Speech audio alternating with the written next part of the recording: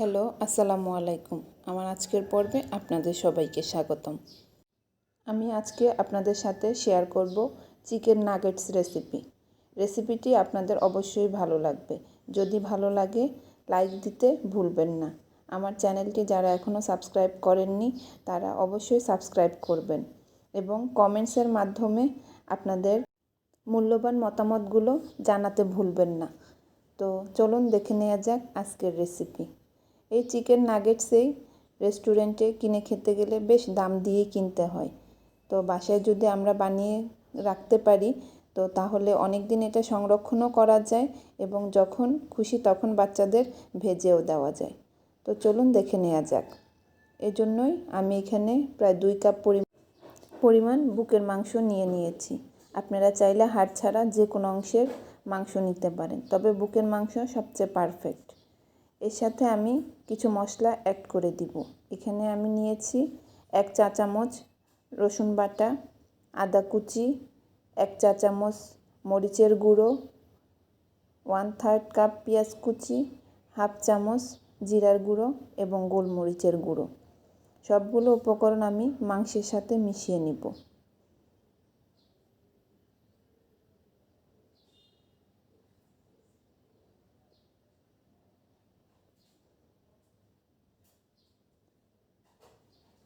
এর সাথে আমি অ্যাড করে দিব 1 টেবিল চামচের মতো বাটার আপনাদের কাছে না থাকলে আপনারা এই পর্যায়ে তেলও ব্যবহার করতে পারেন।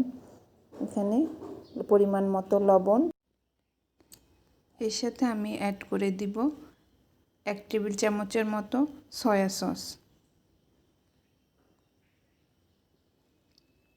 এবং 2 টেবিল চামচের মতো টমেটো সস। আপনারা এখানে টমেটো সসের পরিবর্তে টমেটোর পিউরিটাও ব্যবহার করতে পারেন।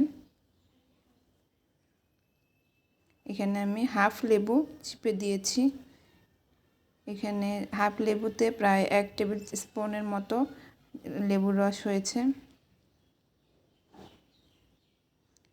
আমি 4 পিস ব্রেডের চারপাশের ব্রাউন অংশ কেটে সরিয়ে নিচ্ছি। আমার ব্রেডগুলো যেহেতু ছোট এজন্য আমি 4 পিস ব্যবহার করেছি। আপনাদের ব্রেড বড় হলে 2 পিস দিলেই চলবে।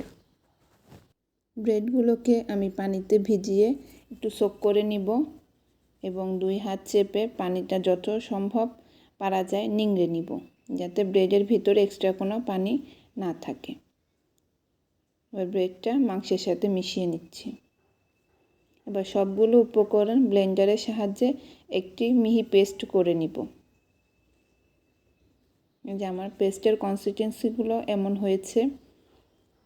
এটাকে আমি একটা ট্রের মধ্যে অয়েল ব্রাশ করে মিশ্রণটা ঢেলে দিব।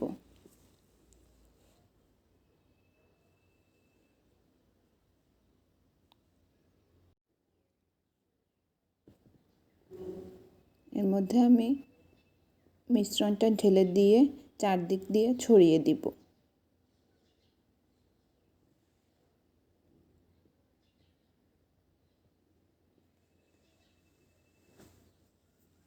চারদিক থেকে সমানভাবে ছড়িয়ে দেওয়ার চেষ্টা করব, তাহলে সবগুলো নাগেটসের পুরুত্ব একই রকম হবে।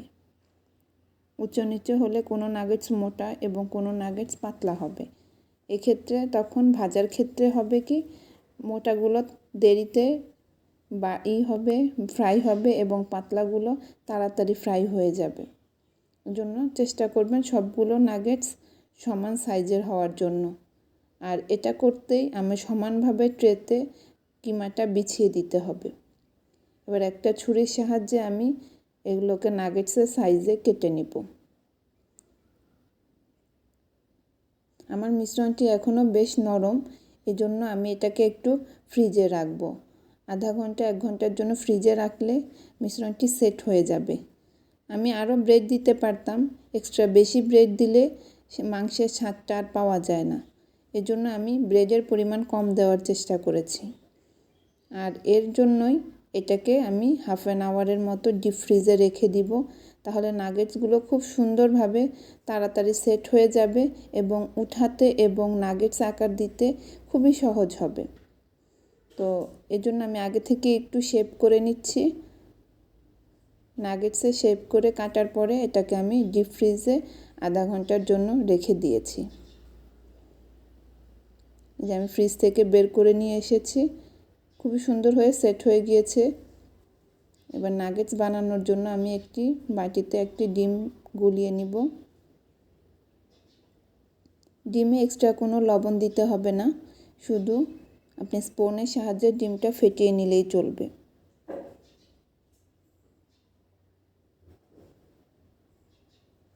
ডিমটা একটু ভালো করে ফেটাতে হবে, কারণ ডিমের ভিতরে লাম্পস থেকে গেলে এটা নাগেটসে সুন্দর করে মিশবে না।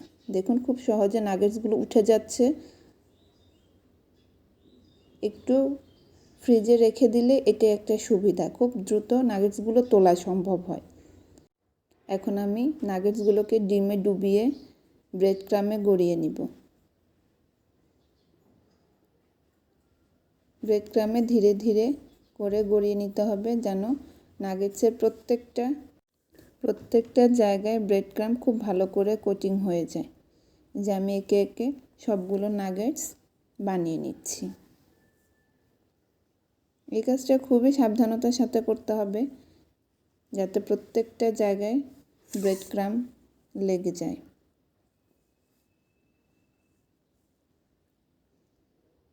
এই যে আমি সবগুলো নাগেটস বানিয়ে নিলাম। এই পর্যায়ে আপনি এটাকে একটি কন্টেনারে করে ডিপ ফ্রিজেও রেখে দিতে পারবেন। এটা প্রায় 2-3 মাস পর্যন্ত ভালো থাকে। যখন ইচ্ছে আপনি শুধু বের করবেন আর তেলে ফ্রাই করে নেবেন।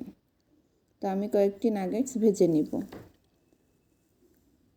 এর জন্য ফ্রাই প্যানে আমি তেল দিয়ে নিলাম। যেহেতু এটা ডুবো তেলে ভাজবো, এই জন্য আমার বেশ অনেকটুকুই তেল দিতে হলো। তো আমি ধীরে ধীরে নাগেটসগুলো ভেজে নিব একে একে।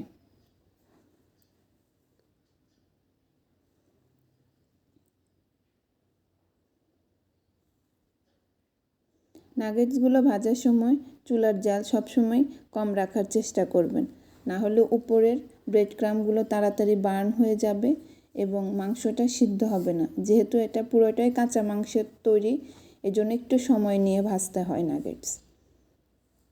এবং উপরে ব্রেড ক্রাম পুড়ে গেলেও দেখতে সুন্দর লাগে না। এজন্য ধীরে ধীরেই নাগেটসগুলো ভাজার চেষ্টা করবেন, তাহলে কালারও খুব সুন্দর হয় এবং ভিতরটাও খুব সুন্দর করে সিদ্ধ হয়ে যায়। এই যে আমি তুলে নিলাম, আমার নাগেটস রেডি। তো দেখলেন খুব সহজে আমরা এই রেসিপিটি তৈরি করতে পারি। আমার রেসিপিটি ভালো লাগলে অবশ্যই লাইক এবং কমেন্ট দিয়ে আপনাদের মতামত জানাবেন, এবং আমার চ্যানেলটি যারা এখনও সাবস্ক্রাইব করেননি তারা অবশ্যই অনুগ্রহ করে সাবস্ক্রাইব করে দিবেন। ধন্যবাদ সবাইকে।